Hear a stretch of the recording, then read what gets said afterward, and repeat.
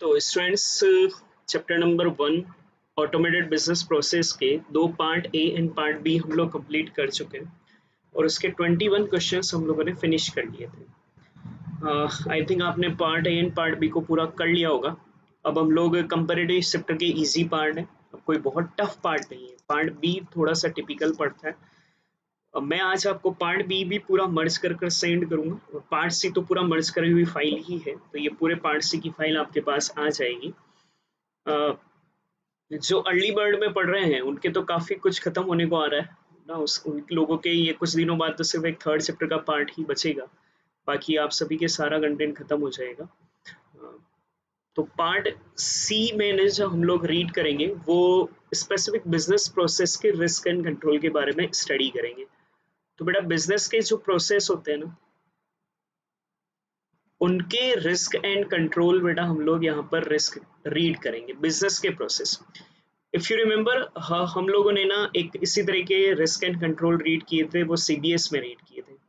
वो banking sector में कौन कौन से रिस्क एंड कंट्रोल है उनकी हम लोगों ने बेटा स्टडी करी थी।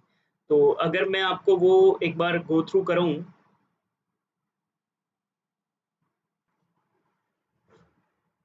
तो देखिए हम लोगों ने बैंकिंग फील्ड में रिस्क एंड कंट्रोल कासा पर रीड किया था, क्रेडिट कार्ड पर रीड किया था, मॉर्गेज पर रीड किया था, ट्रेजरी पर रीड किया था, लॉन्स एंड ट्रेड फाइनेंस पर रीड किया था। तो एक बैंकिंग सेक्टर में तो 5 एरिया पर हम लोगों ने रिस्क एंड कंट्रोल रीड किए थे कि कासा में क्या रिस्क एंड कंट्रोल है, क्रेडिट कार्ड में, मॉर्गेज में, ट्रेजरी में, लॉन्स एंड ट्रेड फाइनेंस में। तो इस तरह की अपन ने टेबल पढ़ी थी कि हर एक का रिस्क, हर एक का कंट्रोल, हर एक का रिस्क, हर एक का कंट्रोल हम लोगों ने स्टडी किया था। तो ये तो रिस्क एंड कंट्रोल हम लोगों ने वहां रीड किए थे बैंकिंग फील्ड में। अब पॉइंट आता है कि एक बिजनेस आपका नॉर्मली, तो एक बिजनेस में कौन कौन से नॉर्मल प्रोसेस होते हैं। तो बिजनेस में ना प्रोसेस अगर हम लोग कहें तो यहाँ 6 प्रोसेस को हम लोगों ने रीड करना रहेगा। एक कहलाता है P2P, प्रोक्यूर टू पे, परचेज कर कर पेमेंट करने की साइकिल के बारे में कौन कौन से रिस्क एंड कंट्रोल है। एक हम लोग रीड करेंगे O2C, order to cash, order पूरा करने से कैश आने तक का साइकिल की रिस्क एंड कंट्रोल रीड करेंगे। एक हम लोग इन्वेंट्री साइकिल के रिस्क कंट्रोल रीड करेंगे। देन एचआर, ह्यूमन रिसोर्स किस तरीके से लिया जाता है, मतलब कैसे हम लोग रिक्रूट करते हैं, उनके क्या रिस्क एंड कंट्रोल है। फिक्स असेट्स के रिस्क एंड कंट्रोल हम लोग रीड करेंगे। एंड देन जनरल लेजर के हम लोग रिस्क एंड कंट्रोल रीड करेंगे। तो हम लोगों को 6 चीजों के रिस्क एंड कंट्रोल स्टडी करना है। यहाँ पर वहां था 5, CASA, credit card, mortgage loan, treasury.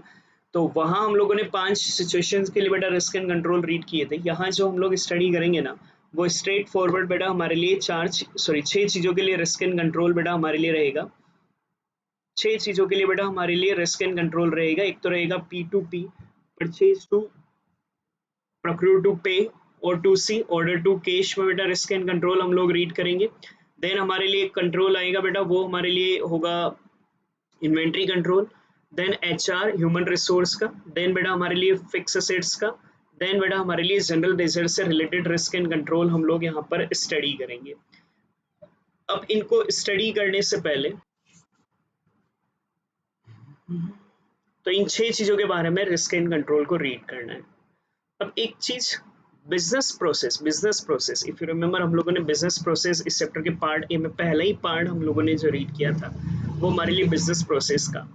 तो बिजनेस प्रोसेस में हम लोगों ने बोला था ना कि सेट ऑफ एक्टिविटीज जो कि बेटा हमारे लिए ऑर्गेनाइजेशनल गोल को अचीव करेगा, उस सेट ऑफ एक्टिविटीज को हम लोग बिजनेस प्रोसेस कहते हैं। लाइक किस तरीके से परचेज कर कर पेमेंट करेंगे। लाइक अपन ने 9 प्रोसेस रीड किया था, इसकी प्रोसेस 6 सेकंड चैप्टर में थी। ऑर्डर टू कैश के 6 बेटा हम लोगों ने प्रोसेस रीड किए थे, ये भी सेकंड चैप्टर में थे। इन्वेंट्री का साइकिल हम लोग रीड करेंगे। एचआर में क्या रिस्क एंड कंट्रोल है, फाइनेंस एंड अकाउंट में क्या रिस्क एंड कंट्रोल है, जनरल लेजर में क्या रिस्क एंड कंट्रोल है। सर किस जगह इनकी रिस्क एंड कंट्रोल रीड करना है, तो ध्यान से समझना। हम लोग ना इन सारे प्रोसेस को ऑटोमेटेड कर रहे हैं, उसमें क्या रिस्क एंड कंट्रोल है। ऑटोमेटेड इन द सेंस हम इन सारी चीजों को मैनुअल ना कर कर ऑटोमेटेड बोले तो सॉफ्टवेयर पर हम लोग इन सारे प्रोसेस को पूरा कर रहे हैं। सॉफ्टवेयर पर परचेज टू पे का साइकिल पूरा होता है, ऑर्डर टू कैश का पूरा प्रोसेस भी बेटा सॉफ्टवेयर के थ्रू, बेटा इंटीग्रेटेड सॉफ्टवेयर के थ्रू पूरा होता है। इन्वेंट्री साइकिल भी हमारे लिए सॉफ्टवेयर के थ्रू पूरा हो रहा हो, एचआर भी बेटा हमारे लिए सॉफ्टवेयर के थ्रू, फाइनेंस एंड अकाउंटिंग भी बेटा सॉफ्टवेयर के थ्रू, एंड जनरल लेजर भी बेटा हमारे लिए सॉफ्टवेयर के थ्रू अगर पूरा हो रहा है तो हम लोग रिस्क एंड कंट्रोल वहाँ किस तरीके से डालेंगे ये हम लोगों को स्टडी करना है। तो वहाँ अगर हम लोग स्टडी करें तो बेसिकली एक चीज को पहले तुम समझ लो कि एक सॉफ्टवेयर के ना याद आए तो वैसे 4 मेन पार्ट होते हैं। कॉन्फ़िगरेशन हमने सीबीएस में भी देखा था, कॉन्फ़िगरेशन होता है, सेकंड चैप्टर में डिस्कस किया था। Master, transaction and report. मैंने कहा था एक फाइनेंशियल जो सॉफ्टवेयर होता है उसमें 4 स्टेप होती हैं। इसमें सबसे पहले आपको कॉन्फ़िगरेशन डालना पड़ता है। कॉन्फ़िगरेशन में हम लोग सेट ऑफ रूल्स डालते हैं ना, डिफाइन करते हैं, कंपनी क्रिएट करते हैं, कुछ पैरामीटर क्रिएट करते हैं। उन पैरामीटर्स को बेटा हम लोग कॉन्फ़िगरेशन कहता है। जैसे हम लोग टैली ओपन करेंगे तो सबसे पहले हम हमारी कंपनी के बारे में सारी डिटेल्स वहाँ पर क्रिएट करते हैं। वो जो टेबल्स में हम लोग सबसे पहले क्रिएशन करते हैं ना कि डॉलर रहेगा, रुपीस रहेगा, फाइनेंशियल ईयर क्या रहेगा हमारे लिए, किस किस को एक्सेस मिलेगा, पासवर्ड वगैरह मैनेज कैसे होंगे, ये सारा हमारे लिए कॉन्फ़िगरेशन का पार्ट होता है। फिर आता है मास्टर। आपने याद हो तो अपन ने master and non master data read किए थे सेकंड चैप्टर में। तो मास्टर डाटा वो होते हैं जो कि जनरली बार बार चेंज नहीं होंगे, उन्हें हम लोगों ने मास्टर कहा था। और जो यूजुअली चेंज होते हैं बेटा उसे हम लोग ट्रांजेक्शन कहते हैं। मास्टर में हम लोगों ने कहा था कि मास्टर डेटा बेटा हमारे लिए यूजली चेंज नहीं होते हैं बार बार। तो हम मास्टर डेटा क्रिएट करेंगे ना, वेंडर के अकाउंट बनाएंगे, याद हो तो टैली में मैंने खोलकर भी समझाया था उस चैप्टर में। तो वहाँ हम लोग बस पहले जो भी हमारा जैसे रामलाल से गुड्स खरीदा तो रामलाल का बेटा हम लोगों ने अकाउंट क्रिएट करा। किसी वाई को हमने गुड्स सेल किया तो वो वाई का अकाउंट क्रिएट करा। ये सब हमारे लिए मास्टर डाटा क्रिएशन होता है। फिर ट्रांजेक्शन हम लोग डालते हैं, परचेज की एंट्री डालना, सेल्स की, कैश रिसीव्ड की, गुड्स रिसीव्ड, ये सब हमारे लिए एंट्री करना है। ये टेक्निकली हमारे लिए ट्रांजेक्शन हो गया। फिर आता है रिपोर्ट। रिपोर्ट जनरली जो भी आपने अब तक कराया है फाइनेंशियल अकाउंटिंग सॉफ्टवेयर, इनकी रिपोर्ट क्रिएट कर कर आपको दे देते हैं। रिपोर्ट को हमें अभी नहीं देखना है, हम बस अभी ये समझ रहे हैं कि एक बिजनेस के ये 6 प्रोसेस अगर हम लोग ऑटोमेटेड करें, ध्यान से समझना, बिजनेस के इन 6 प्रोसेस को अगर हम लोग ऑटोमेटेड करें तो सॉफ्टवेयर पर इनके क्या क्या रिस्क एंड कंट्रोल है। सॉफ्टवेयर पर इनके रिस्क एंड कंट्रोल का मतलब सर कॉन्फ़िगरेशन के टाइम क्या रिस्क एंड कंट्रोल है, मास्टर के टाइम क्या रिस्क एंड कंट्रोल है, और ट्रांजैक्शन के टाइम क्या रिस्क एंड कंट्रोल है, उनको रीड करना है। इसका मतलब सर क्या इन 6 ही चीजों को तीनों जगह रिस्क एंड कंट्रोल पढ़ना होगा? ऐसा नहीं है। P2P पर, प्रोक्योर टू पे पर आपको सिर्फ 2 चीजों की रिस्क पढ़नी है और कंट्रोल पढ़ना है, और वो है बेटा मास्टर पर और ट्रांजैक्शन पर रिस्क एंड कंट्रोल। O2C पर भी बेटा आप लोगों को मास्टर एंड ट्रांजैक्शन पर रीड करना है। इन्वेंट्री साइकिल पर भी मास्टर एंड ट्रांजैक्शन पर बेटा आपको रीड करना है। बट HR पर आपको ना कॉन्फ़िगरेशन एंड मास्टर पर रीड करना है, क्योंकि यहाँ जो ट्रांजेक्शन्स होते हैं जनरली वो तो फाइनेंशियल अकाउंटिंग का पार्ट चला जाता है, सैलरी वगैरह पे करना। यहाँ आपको HR में अपने को मॉड्यूल में 2 ही चीजें दे रखी है, आप तो सिर्फ ये ध्यान रख लें कॉन्फ़िगरेशन एंड मास्टर पर क्या रिस्क एंड कंट्रोल रहेगी। फिक्स असेट्स पर बेटा हम लोगों को मास्टर एंड ट्रांजैक्शन पर रीड करना है, जबकि जनरल लेजर मतलब नॉर्मल फाइनेंशियल अकाउंटिंग का ट्रीटमेंट हो गया, उस जनरल लेजर पर आपको कॉन्फ़िगरेशन, मास्टर एंड ट्रांजैक्शन तीनों पर रिस्क एंड कंट्रोल को रीड करना है। ये आपका पार्ट सी, और बहुत इजी है। रिस्क इधर है, इधर कंट्रोल ऐसा होना चाहिए, ऐसा नहीं होना चाहिए, बहुत नॉर्मल, ये रीड करेंगे खत्म हो जाएगा कंटेंट ही। तो देखो मैं वापस से समझा दूं, business process set of activities to accomplish your goal, उसे हम लोग बिजनेस प्रोसेस कहते हैं। 6 तरह की बिजनेस प्रोसेस को हमें इस चैप्टर में रीड करना है। एक procure to pay, order to cash, inventory cycle, HR, fix assets and general ledger को हम लोगों को रीड करना है। इन सारी प्रोसेस को हम अगर ऑटोमेटेड करते हैं, ये मैनुअल भी हो सकता है, ऑटोमेटेड भी हो सकता है और सेमी ऑटोमेटेड भी हो सकता है, हम पीछे की क्लास में देख चुके हैं। अगर हम इनको ऑटोमेटेड करते हैं, सॉफ्टवेयर पर करते हैं, तो सॉफ्टवेयर पर वैसे 4 पार्ट हमारे लिए बनते हैं, कॉन्फ़िगरेशन, मास्टर एंड ट्रांजैक्शन हमको बनाने पड़ते हैं। रिपोर्ट तो फाइनली जनरेट होकर आ जाती है। अब हमें P2P पर ना 2 चीजों की रिस्क एंड कंट्रोल पढ़नी है, मास्टर, ट्रांजैक्शन। O2C पर भी 2 चीजों के risk and control, master, transaction. Inventory की भी बेटा मास्टर एंड ट्रांजैक्शन। HR पर बेटा हम लोगों को कॉन्फ़िगरेशन एंड मास्टर के रिस्क एंड कंट्रोल दे रखे हैं। फिक्स असेट्स पर बेटा मास्टर एंड ट्रांजैक्शन, और जनरल लेजर पर बेटा हम लोगों को 3 चीजों की, कॉन्फ़िगरेशन, मास्टर एंड ट्रांजैक्शन के रिस्क एंड कंट्रोल की टेबल्स को पढ़ना है। तो कौन कितने हो गए बेटा टेबल, 1 2 3 4 5 6 7 8 9 10 11 12 13 टेबल है जिनको हम लोगों को स्टडी करना है। और ये आपका चैप्टर नंबर 1 का पार्ट सी खत्म हो जाएगा। आई थिंक कुछ व्यू आपको पता चला होगा कि हमें इस चैप्टर में क्या क्या रीड करना है। तो हम लोग शुरुआत करते हैं। सबसे पहले बेटा हमारे लिए पॉइंट आता है बिजनेस प्रोसेस के रिस्क एंड कंट्रोल। तो देखो हम लोग कह रहे हैं कि एक सुटेबल कंट्रोल जरूरी है। ये कंट्रोल मैनुअल भी हो सकते हैं, ऑटोमेटेड भी हो सकते हैं, सेमी ऑटोमेटेड भी हो सकते हैं रिस्क को कम करने के लिए। और जैसा सिनेरियो रहता है रिस्क कंट्रोल हमारे लिए प्रिवेंटिव, गलत काम होने से ही रोक देना, डिटेक्टिव अगर हो गया है तो उससे पहचान कर लेना, करेक्टिव और अगर पहचान लिया है तो उसको करेक्ट कर लेना। ये 3 बेटा हमारे लिए होते हैं। प्रिवेंटिव कंट्रोल बेटा हमारे लिए रोकता है रिस्क को एक्चुअल में होने से पहले। डिटेक्टिव कंट्रोल डिटेक्ट करता है कि रिस्क हमारे लिए अराइज हुआ है। और करेक्टिव कंट्रोल बेटा ना करेक्शन को फैसिलिटेट करता है हमारे लिए। अब कंप्यूटर सिस्टम में कंट्रोल हमको 3 लेवल पर चेक करने पड़ते हैं, कॉन्फ़िगरेशन लेवल पर, मास्टर लेवल पर, ट्रांजैक्शन लेवल पर। कॉन्फ़िगरेशन तो मैंने अभी बोला था ना बेटा, कॉन्फ़िगरेशन में आप सेटअप सेट करते हैं सॉफ्टवेयर के system. The way a software system is setup, software system में आप सेटअप डालते हैं। जैसे ना हम लोग पहले देख लेते हैं इसके कुछ एग्जांपल, जैसे पासवर्ड मैनेज करना, किस किस को यूजर देंगे, किस किस को आप लोगों को उसको प्रिविलेज मैनेज करना। प्रिविलेज पढ़ा था ना अपन ने, रोल बेस्ड एक्सेस कंट्रोल में 4 तरह के प्रिविलेज हम लोग देते हैं, क्रिएट, मॉडिफाई, व्यू, प्रिंट। तो उसको वो हम लोग एक्सेस कराएंगे। यूजर का activation and deactivation banana, user ID वगैरह क्रिएट करना। कंट्रोल पैरामीटर जैसे क्रिएशन ऑफ कस्टमर का कौन सा टाइप होगा, वेंडर टाइप कौन सा, ईयर एंड के प्रोसेस क्या रहेंगे, ऐसा सब कुछ आपका सेटअप डालना, उससे हम लोग कॉन्फ़िगरेशन कहते हैं। तो कॉन्फ़िगरेशन बेटा रेफर करता है हमारे लिए वे सॉफ्टवेयर सिस्टम इज सेटअप। और कॉन्फ़िगरेशन एक मेथोडिकल प्रोसेस है, डिफाइन करता है ऑप्शन दैट आर प्रोवाइडेड, कौन कौन से ऑप्शंस प्रोवाइड किए जाएंगे। कॉन्फ़िगरेशंस बेसिकली आप लोगों को ना प्रिविलेज डिफाइन करेगा। जब सॉफ्टवेयर को इंस्टॉल किया जाता है तो वेरियस पैरामीटर के वैल्यूज बेटा हम लोग सेटअप करते हैं हमारी पॉलिसी एंड बिजनेस प्रोसेस के अकॉर्डिंग। वैल्यू डिफाइन करना लाइक डॉलर हुआ, रुपीज हुआ, यूनिट क्या रहेगी, ये सब बेटा हमको कॉन्फ़िगरेशन में डालना पड़ता है। वेरियस मॉडल्स जैसे कि परचेज, सेल्स मॉडल पढ़ा ना अपन ने बेटा पीछे वाले चैप्टर में, सेकंड चैप्टर में 11 मॉडल रीड किए थे।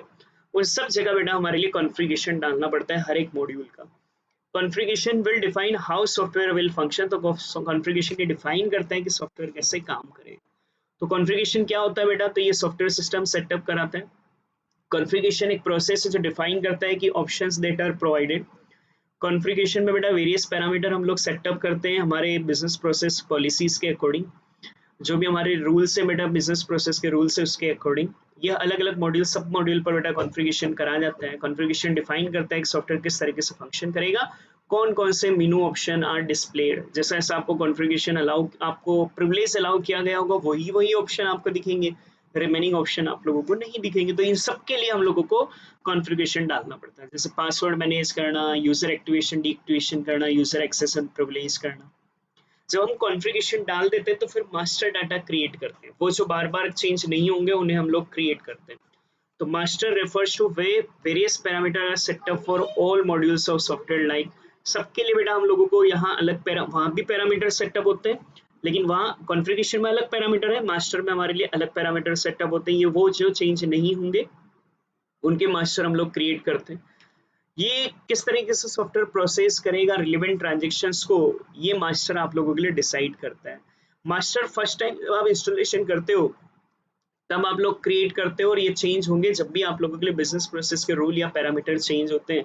हमने कहा भी था ना बेटा मास्टर डाटा वैसे तो बार बार चेंज नहीं होंगे, लेकिन बेटा अगर रिक्वायर्ड हुआ तो हम लोग इसमें टाइमली बेटा ईयर में 1 से टाइम वगैरह हम लोग चेंज भी कर सकते हैं। लाइक टीडीएस की रेट हमने मास्टर डाटा में डाल दी, या जीएसटी की रेट बेटा मास्टर डाटा में डाल दी। अब कभी अगर हमारे लिए चेंज होगा तो हम लोग उसको चेंज कर सकते हैं, लेकिन कोई भी चेंज बेटा ऑथोराइज अप्रोप्रिएट पर्सनल के अलावा नहीं होगा।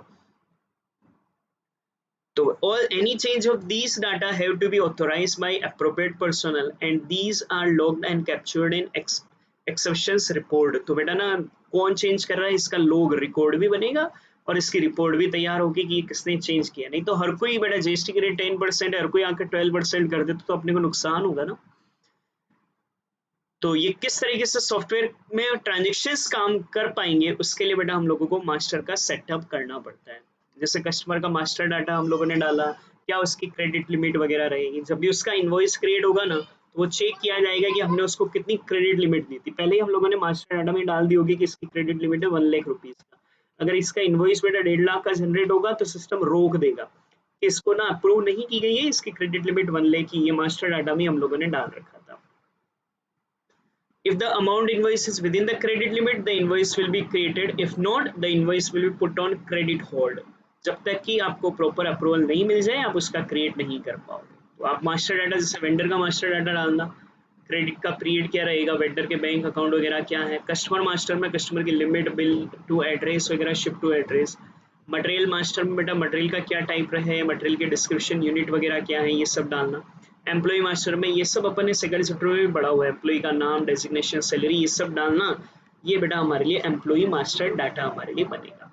जब मास्टर डाटा क्रिएट हो गए, अब आप ट्रांजेक्शन्स कर सकते हो। जब भी कोई एक्चुअल ट्रांजेक्शन हुआ, खरीदा एंट्री डाल दो, परचेज हुआ, सेल हुआ एंट्री डाल दो, सैलरी पेमेंट कर रहे हैं तो एंट्री डाल दी जाएगी। तो transaction refers to the actual transaction entered through menus, जो भी मेनू है उसके थ्रू बेटा डालना, and functions in the application software through which all transaction for specific module are installed, authorize और अप्रूव्ड। तो बेटा हमारे लिए एक्चुअल ट्रांजेक्शन्स को मेनूज के थ्रू बेटा इन फंक्शंस के थ्रू डालना, और जिसके द्वारा बेटा हम लोग स्पेसिफिक मॉड्यूल्स को इनिशिएट करते हैं, ऑथोराइज करते हैं और अप्रूव बेटा हमारे लिए ये सारे ट्रांजेक्शन किए जाते हैं। जैसे सेल का ट्रांजेक्शन, परचेज का transaction, stock transfer, journal entry, payment transaction, ये सब ट्रांजेक्शन हमारे लिए डालना। तो बेसिकली हम लोग कह रहे हैं कि कोई काम का नहीं है, सिर्फ रीड करके रख लेना, मेन काम का रिस्क एंड कंट्रोल तो अब शुरू होते हैं बेटा हमारे लिए।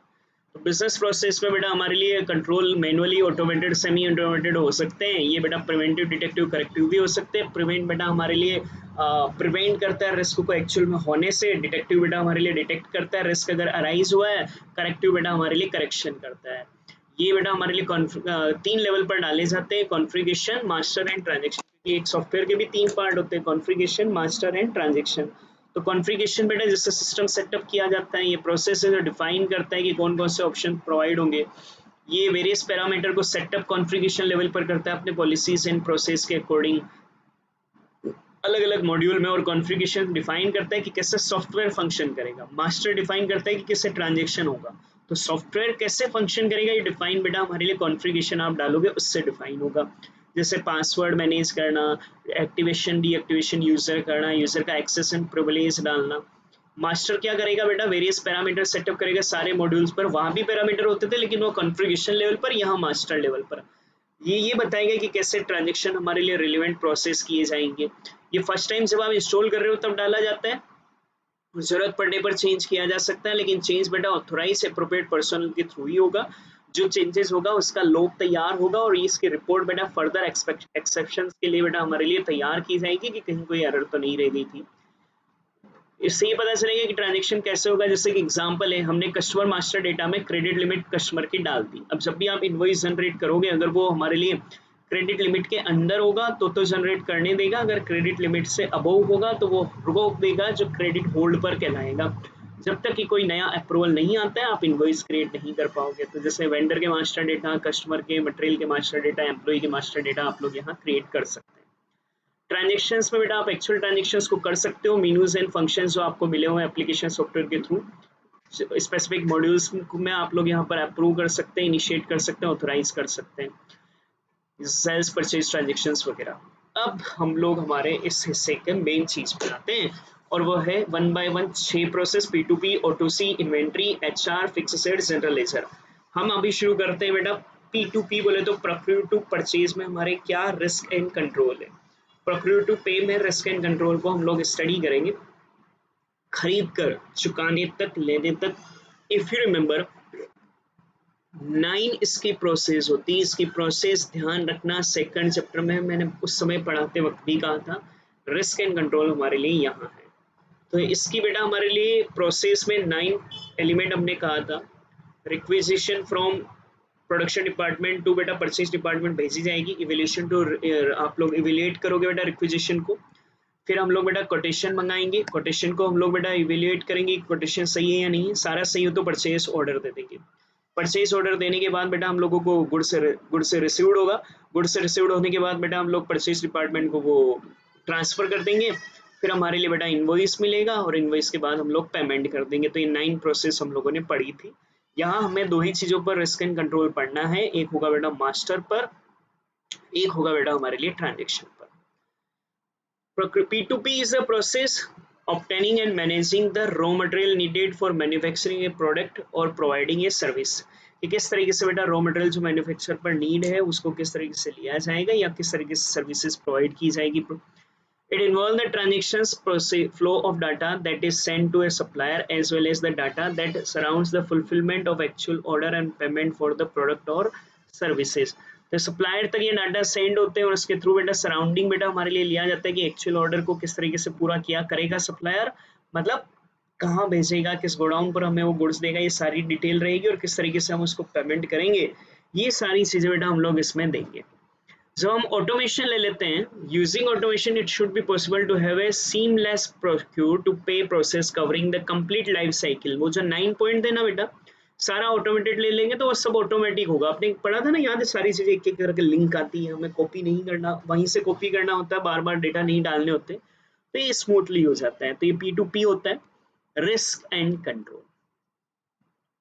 मास्टर में बेटा हमारे लिए 6 रिस्क एंड कंट्रोल है और ये 6 ना याद करने अच्छे से, और ये लगभग सबके मास्टर में एज इट इज रखने.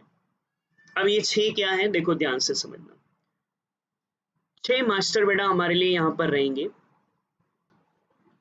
जैसे हम लोग P2P में रीड कर रहे हैं ना बेटा, तो P2P परचेज बोले तो वेंडर, तो यहां ना वेंडर की मास्टर फाइल में बेटा हमारे लिए वेंडर भी बोल सकता हूं, सप्लायर भी बोल सकता हूं, वेंडर या सप्लायर. O2C में यहां पर मैं कस्टमर बोल दूंगा, इन्वेंट्री में इन्वेंट्री मास्टर फाइल बोल दूंगा, HR में HR मास्टर फाइल बोल दूंगा. तो ये सेम रखने, सिर्फ नाम आगे का बदलना है, बाकी कॉमन रखने. और उसी वे में मैंने टेबल को अरेंज करा है कि आपके लिए सब जगह अच्छे से याद रह जाएगी.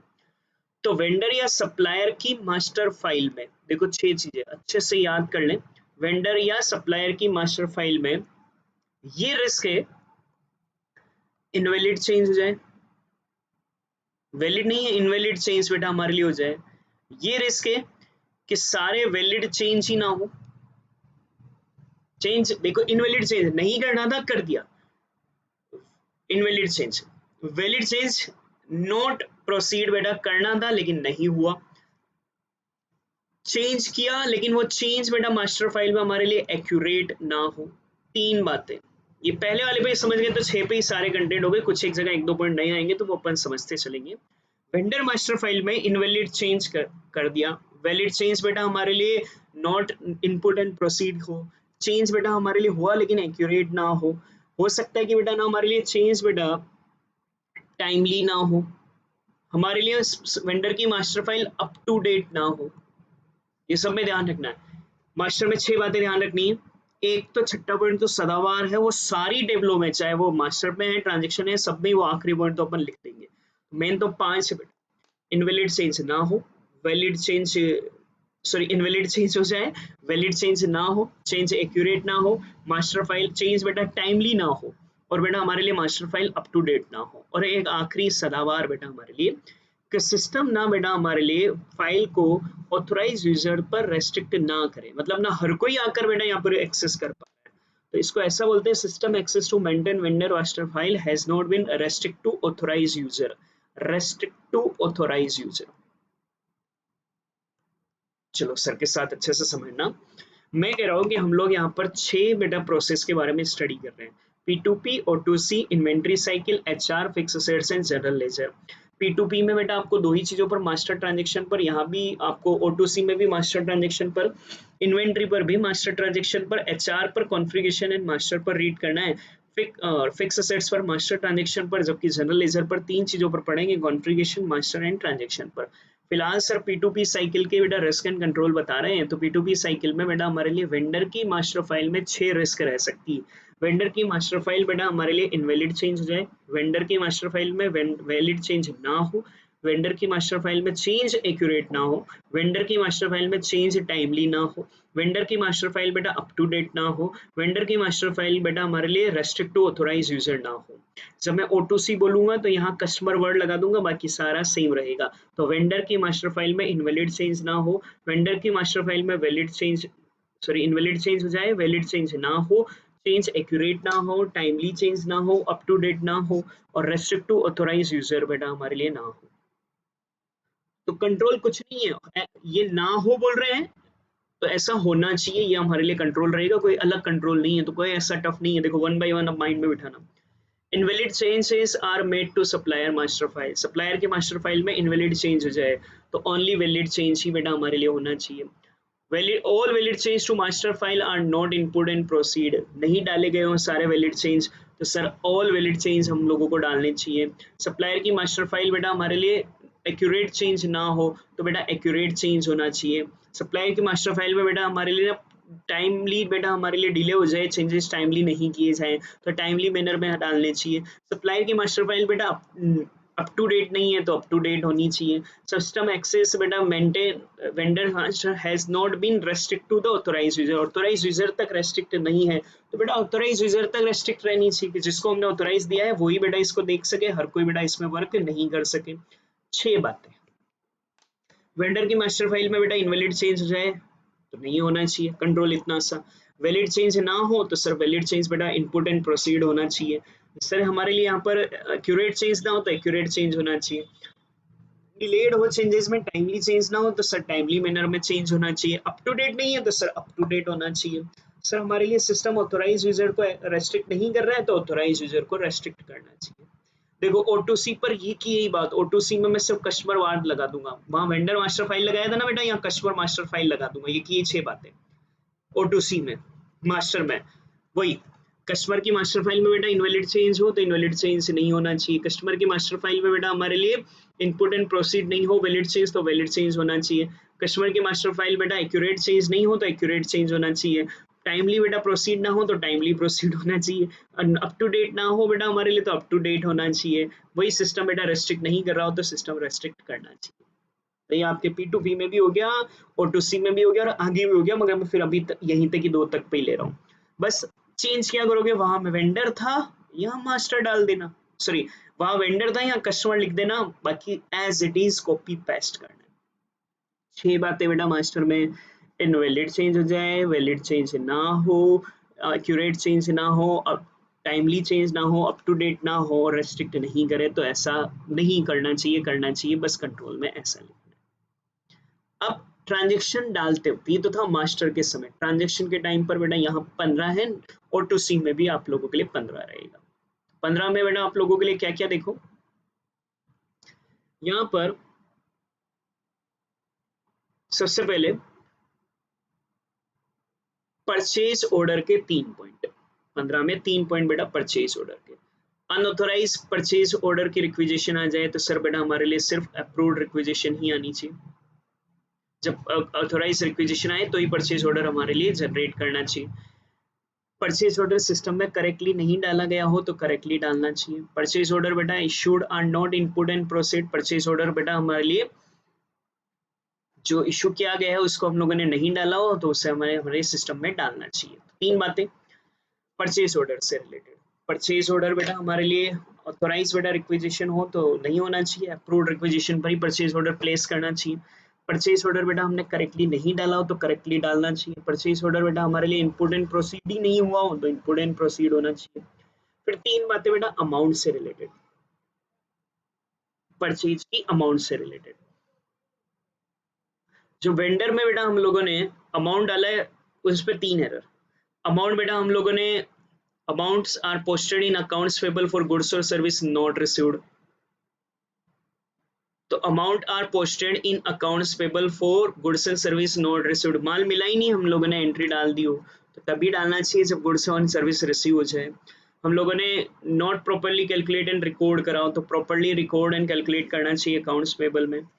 Amount of goods and service received are not input, goods received तो हो गया लेकिन डाला नहीं है तो बेटा हम लोगों को डालना चाहिए। तो 3 बातें हुई ना, गुड्स एंड सर्विस नहीं मिला फिर भी हमने अमाउंट पेबल में अमाउंट डाल दिया कि हमने पेमेंट करना है तो वो गलत है ना। जब गुड्स आ जाए तो लिंक होकर ही बेटा एंट्री डालनी चाहिए।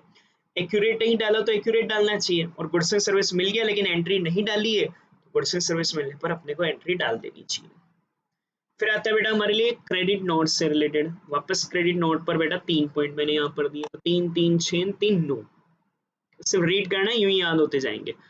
Credit note and other adjustment are not accurately बेटा कैलकुलेट एंड रिकॉर्ड, तो एक्यूरेटली कैलकुलेट एंड रिकॉर्ड होने चाहिए। All valid credit note and other adjustment related to account payable are not input and proceed. सारे हम लोगों ने input and proceed नहीं किए हों तो सारे क्रेडिट नोट के जो भी एडजस्टमेंट है वो हम लोगों को रिकॉर्ड एंड मेंटेन करने चाहिए।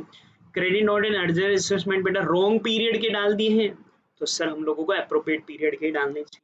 9 बातें देखो फटाफट से, 3 ऑर्डर के, 3 अमाउंट के, 3 क्रेडिट नोट के। 3 ऑर्डर के क्या, unauthorise purchase requisition or order, तो बेटा ऑथोराइज अप्रूवल को ही बेटा हम लोगों को ऑर्डर देना चाहिए।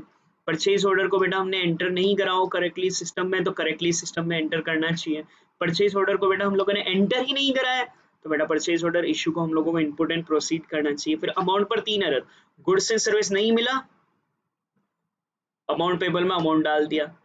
गुड्स एंड सर्विस मिल गया, अमाउंट पेबल में अमाउंट नहीं डाला। गुड्स एंड सर्विस हम लोग अमाउंट हम लोगों ने एक्यूरेटली नहीं डाला, करेक्टली बेटा कैलकुलेट एंड रिकॉर्ड नहीं करा। फिर क्रेडिट नोट पर 3 बातें बेटा, credit note and other adjustment हम लोगों ने एक्यूरेटली कैलकुलेट एंड रिकॉर्ड नहीं करे हो तो एक्यूरेटली कैलकुलेट एंड रिकॉर्ड करने चाहिए। सारे valid credit note and other adjustment बेटा हम लोगों ने इनपुट एंड प्रोसीड नहीं किए हो तो सारे वैलिड एंड इनपुट बेटा प्रोसीड करने चाहिए। साथ ही में credit note and other adjustment wrong period के रिकॉर्ड करती हूँ तो बेटा अपने को अप्रोप्रिएट पीरियड के ही रिकॉर्ड करनी चाहिए। देखो ऑर्डर से रिलेटेड एरर्स को देख लिया, उसकी अमाउंट पेबल की क्रिएशन की एरर्स को देख लिया, क्रेडिट नोट के हिसाब से बेटा जो भी हम लोगों ने पढ़ा था ना वाउचर टाइम में क्रेडिट नोट रिटर्न वगैरह के एडजस्टमेंट के लिए काम आता है वो हमने देख लिया। तो अब सब कुछ अगर करेक्ट है तो अब डिस्बर्समेंट करते वक्त गलती हो सकती है। तो डिस्बर्समेंट करते वक्त बेटा मैंने यहाँ 5 एरर अपने को रखनी है डिस्बर्समेंट के टाइम। डिसबर्समेंट मतलब पेमेंट पे करते वक्त एरर हो सकती है। क्या क्या एरर हो सकती है, गुड्स नहीं मिला, पेमेंट हो गया, पेमेंट गलत हो गया, पेमेंट करा एंट्री नहीं डाली, ना पेमेंट नहीं करा एंट्री डाल दी, ये हमारे अप्रोप्रिएट पीरियड की नहीं हुआ, ये एरर हो सकती है। तो disbursement are made for goods and service that have not been received, goods ही नहीं मिला डिसबर्समेंट मेड कर दिया तो मिलने पर ही करना चाहिए। Disbursement are distributed to unauthorised supplier, unauthorised supplier को डिस्ट्रीब्यूट पेमेंट कर दिया, ये एरर हो सकती है भाई। करेक्शन क्या कंट्रोल रहना चाहिए, सिर्फ करेक्ट बेटा जिसका है उसी को बेटा हमको पेमेंट करना चाहिए। एक्यूरेटली कैलकुलेट एंड रिकॉर्ड नहीं करा तो एक्यूरेटली कैलकुलेट एंड रिकॉर्ड करना चाहिए। डिसबर्समेंट को रिकॉर्ड ही नहीं करा तो रिकॉर्ड करना चाहिए। इनअप्रोप्रिएट पीरियड का हो गया तो सर टाइमली मैनर का हम लोगों को रिकॉर्ड करना चाहिए। और एक तो सदाबहार सिस्टम बेटा आप लोगों के लिए रेस्ट्रिक्ट नहीं करे ऑथोराइज यूजर को तो ऑथोराइज यूजर को रेस्ट्रिक्ट करना चाहिए। ये 15, 3 ऑर्डर की, 3 अमाउंट की, 3 क्रेडिट नोट की, 5 डिसबर्समेंट की और एक बेटा हमारे लिए यहाँ पर सदाबहार वाली। तो ये 15 बेटा हमारे लिए प्रोक्यूर टू पे की। तो यहाँ तक आप आज कंप्लीट करें, कल 2-3 पॉइंट और फिर 2 एक और बचेगा वो परसों लेकर 3 दिन में ये पार्ट सी भी फिनिश कर देंगे। तो एक बार फटाफट से रिव्यू कर लेते हैं। देखो परचेज प्रोक्यूर टू पे क्या है, तो प्रोक्यूर टू पे बेटा हमारे लिए प्रोसेस है maintaining the raw material needed for production and और प्रोवाइडिंग सर्विसेज। इसमें इन्वॉल्व होता है फ्लो ऑफ डाटा जो कि सप्लायर को सेंड किया जाएगा एज वेल एज सराउंड करेगा कि कैसे वो एक्चुअल ऑर्डर बेटा फुलफिल करेगा, कैसे हम उसे पेमेंट करेंगे। जब हम यहाँ ऑटोमेशन काम में लेते हैं तो ये पूरी प्रोसेस बेटा सीमलेस बेटा हमारे लिए कवर होती है। 2 ही जगह रिस्क एंड कंट्रोल पढ़ना है, मास्टर पर ट्रांजेक्शन पर। मास्टर पर 6 तो माइंड में बैठ जानी चाहिए, सब में आएगी। 6 क्या क्या है बेटा हमारे लिए, इनवैलिड चेंज हो जाए, वैलिड चेंज बेटा हमारे लिए इनपुट एंड प्रोसीड ना हो, एक्यूरेट चेंज ना हो बेटा हमारे लिए, साथ ही में टाइमली चेंज ना हो, अप टू डेट ना हो और बेटा हमारे लिए system restrict to authorise user ना करे। तो ऐसा नहीं होना चाहिए। कंट्रोल तो जैसे नोट वगैरह ये हटाना है, जो नॉर्मल है वहाँ नोट लगा देना, तो बस ये आपका कंट्रोल डल जाएगा। 15 ट्रांजेक्शन पर बेटा 3 ऑर्डर के, 3 अमाउंट पेबल के, उसका अमाउंट अकाउंट पेबल में डालने का, 3 बेटा हमारे लिए क्रेडिट नोट के, 5 डिसबर्समेंट के, 1 सदाबहार बेटा हमारा। तो 3 बेटा हमारे लिए ऑर्डर के, unauthorise purchase requisition or order, तो सिर्फ बेटा अप्रूव्ड ही ऑर्डर देना चाहिए। परचेज ऑर्डर बेटा हम लोगों का एंटर नहीं किया गया है सिस्टम में, परचेज ऑर्डर बेटा हमारे लिए करेक्टली सिस्टम में एंटर होना चाहिए। परचेज ऑर्डर हम लोगों ने दिया है लेकिन बेटा हम लोगों ने एंटर ही नहीं करा सिस्टम में, तो एंट्री में आना चाहिए। अमाउंट पेबल में बेटा 3 एंट्री बेटा अमाउंट आर पोस्टेड जो कि गुड्स एंड रिसीव्ड मिला ही नहीं, उसकी एंट्री डल जाए, मिल गया लेकिन एंट्री ना डले और आखिरी में बेटा हमारे लिए प्रॉपर्ली कैलकुलेट एंड रिकॉर्ड ना हो। फिर 3 क्रेडिट नोट पर बेटा, क्रेडिट नोट बेटा हमारे लिए एडजस्टमेंट एक्यूरेटली कैलकुलेट नहीं किया गया हो, क्रेडिट नोट बेटा हमारे लिए इनपुट एंड प्रोसीड नहीं किया गया हो रॉन्ग पीरियड के लिए। और डिसबर्समेंट पर 5 बेटा हमारे लिए डिसबर्समेंट बेटा हम लोगों को गुड्स एंड सर्विस नहीं मिला लेकिन डिसबर्समेंट कर दिया, अनऑथराइज बंदे को डिसबर्समेंट कर दिया, एक्यूरेट कैलकुलेट एंड रिकॉर्ड नहीं किया गया हो, डिसबर्समेंट हुआ लेकिन रिकॉर्ड ही नहीं किया हो या इनअप्रोप्रिएट पीरियड का हो, तो ये कंट्रोल एज इट इज बनाना है आपको। और आखिरी सदाबहार सिस्टम बेटा रेस्ट्रिक्ट नहीं करें यूजर को। तो बेटा आज आप सभी जने यहाँ तक का फिनिश करोगे। कल हम लोग रिमेनिंग 2-3 पॉइंट और लेकर और फिर परसों लेकर 3 दिन में ये टॉपिक हम लोग फिनिश कर देंगे। फिर 2 दिन की और थ्योरी इसमें, फिर तो आपके फ्लो चार्ट आ जाएंगे इस चैप्टर के। जो फ्लो चार्ट की हम 5-6 दिन अच्छे से प्रैक्टिस करेंगे और उसके बाद आपका ये फर्स्ट चैप्टर भी खत्म हो जाएगा। 4 चैप्टर खत्म हो जाएंगे लगभग। First, second, fourth and fifth. Fourth का एक छोटा सा पार्ट बच रहा है अर्ली बर्ड वालों के, तो उनका थर्ड का कुछ पार्ट पड़ा हुआ है, तो फिर मैं थर्ड शुरू कर दूंगा और देन फिर हम लोग फोर्थ कर फिर रिवीजन चला लेंगे। तो ट्राई करेंगे कि हमारे लिए इस महीने के लास्ट तक आते आते मैक्सिमम कोर्स फिनिश हो जाए।